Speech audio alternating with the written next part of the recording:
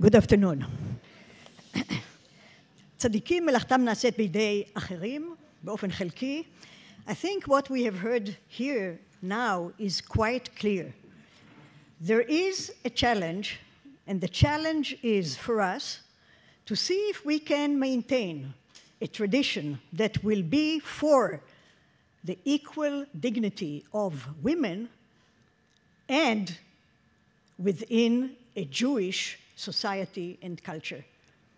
And one part is saying, no, this is impossible, because Judaism is hopelessly patriarchal. And therefore, we have to choose between gender equality, liberalism, and Judaism. And the other side is saying, no, it's within Judaism to give us equality of women, and that's what we should pursue. And this is the choice that we are facing.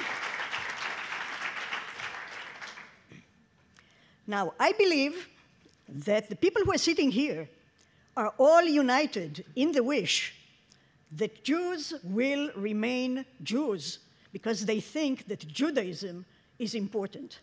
It's important for their life, and it's important that Judaism will exist as part of the culture of this world.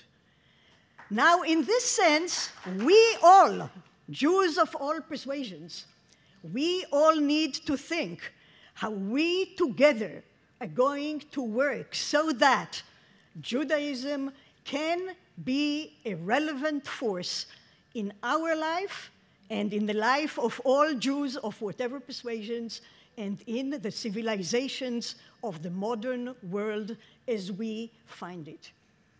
Now, what we have seen here is that there are controversies all around. And we now, I think, have to distinguish between three levels of discussion. One is the question of religious position on Judaism and gender equality. The other is the social level of the status of women in society, equality of women in society, etc. And the last is the legal question of how the state, through its laws, regulates the parameters of these issues. Now, it's very important to remember that these realms are distinct, but independent. Dependent. They're not independent. There is a connection of feasibility and effectiveness between all of them. And I think this is part of what we have heard on this panel. So let me say a bit on these three levels. I'll say more on the legal aspect because I am a lawyer and also I'm not very competent to talk about religious changes, but also because I think that this is part of the key to what can save us, Jews, who are committed to Israel as the place in which Jews exercise self-determination.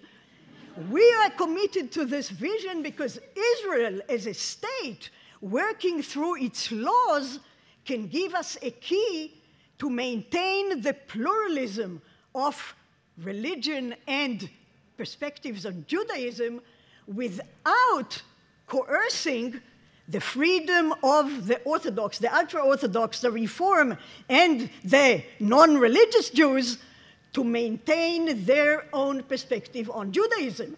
And this is one of the benefits of having a state that is committed to Judaism as a culture and the variety of perspectives on Judaism. Okay, so first of all, let's talk a bit about change without religion.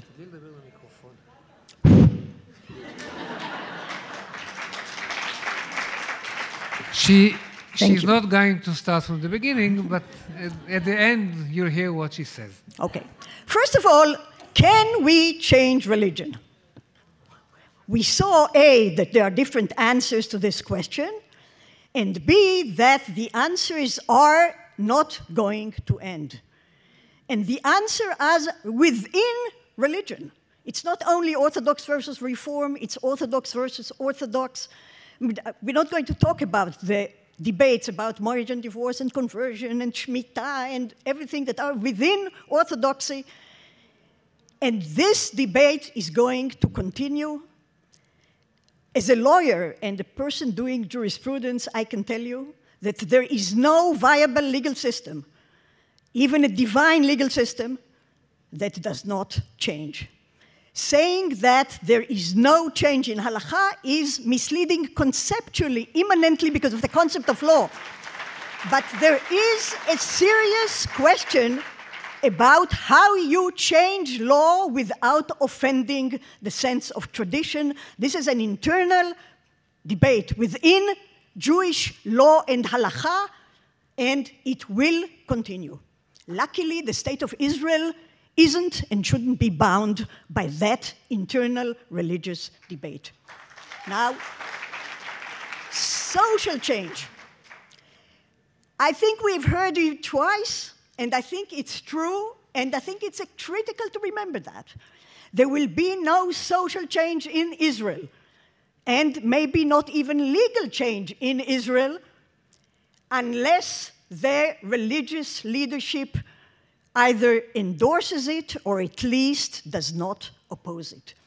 And this is something that needs to be taken into consideration, not only politically, but also socially, because if we want to remain one group, we need to be sensitive to the needs and concerns of all versions of Judaism. When I say all versions of Judaism, I don't mean, like many of my friends do, only the liberal version of Judaism or the liberal version of the human rights rhetoric because it's universal, so how can it be that it's not consistent with anything? No, you should take seriously that there is also freedom of religion, and religion may come in very orthodox ways, and human rights discourse forces you to respect that persuasion also. So social change is the key. And the law can help social change, but cannot in itself bring social change. And we know this because the situation of women in society is a problem in every society, more secular and less secular, more religious and less religious, with more good statutes and less good statutes, with the monopoly over marriage and divorce that is an inheritance from the man, and without it, it's all the same. It's not as if the American, it's not as if the United States, with separation of religion and state, has a marvelous status for women in society.